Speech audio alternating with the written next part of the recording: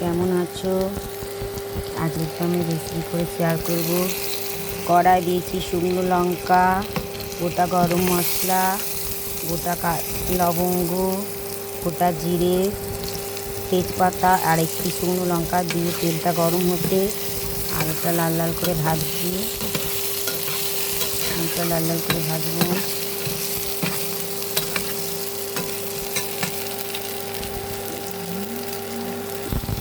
আলু ভাজা হয়ে গেছে বন্ধুরা।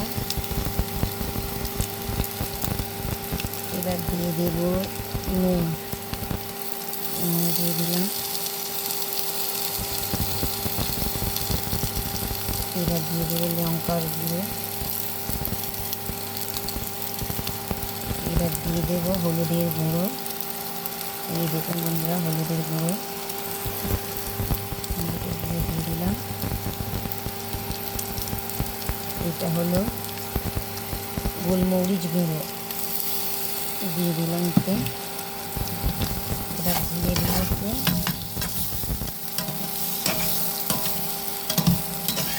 জিরে দেবো। এবার এই দেখুন গুঁড়ো জিরে দিয়ে দিলাম।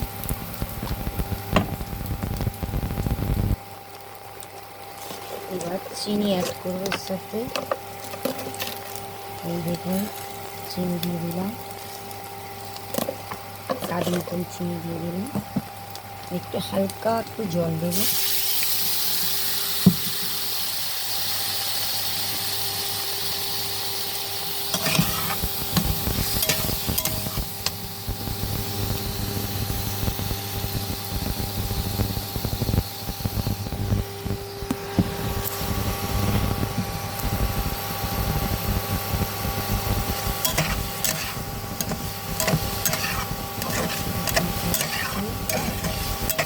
কষছি আলুটা হালকা মশলা দিয়ে। এটা নিরামিষ আলুর দম।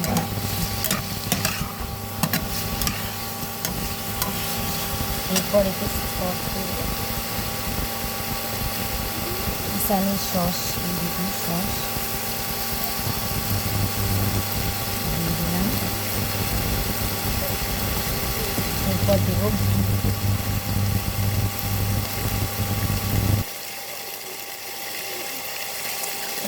তেল আর ঘি।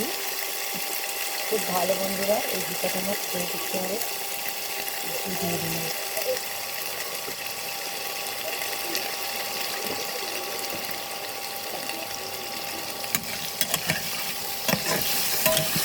ঘিটা দিয়ে দিলাম।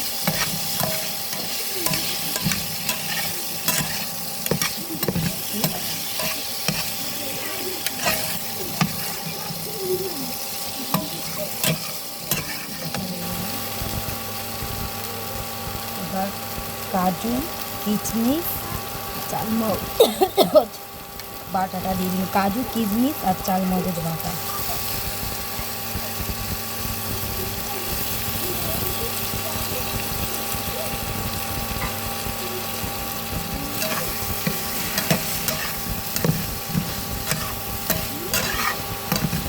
কষা কষা হবে।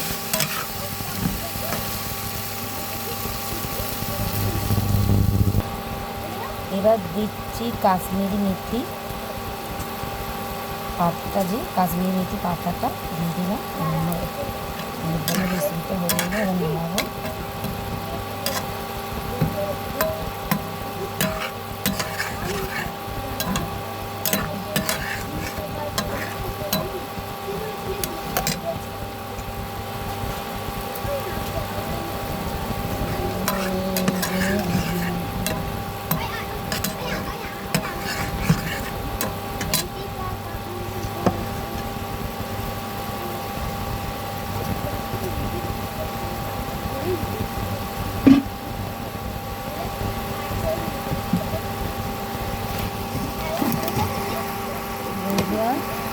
এবার নামাবো। হয়ে গেছে।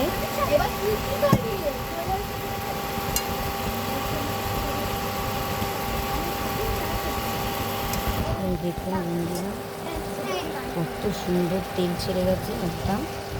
তারপরে নামাবো। নিরামিষে আলুর দম।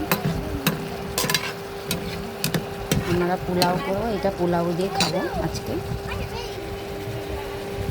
ওরা ভালো লাগলে লাইক কমেন্ট শেয়ার করে দিও। এই দেখুন বন্ধুরা, আলুর দম রেডি। দেখুন, ভালো লাগলে লাইক কমেন্ট শেয়ার করে দেবে, কমেন্ট করে দেবে।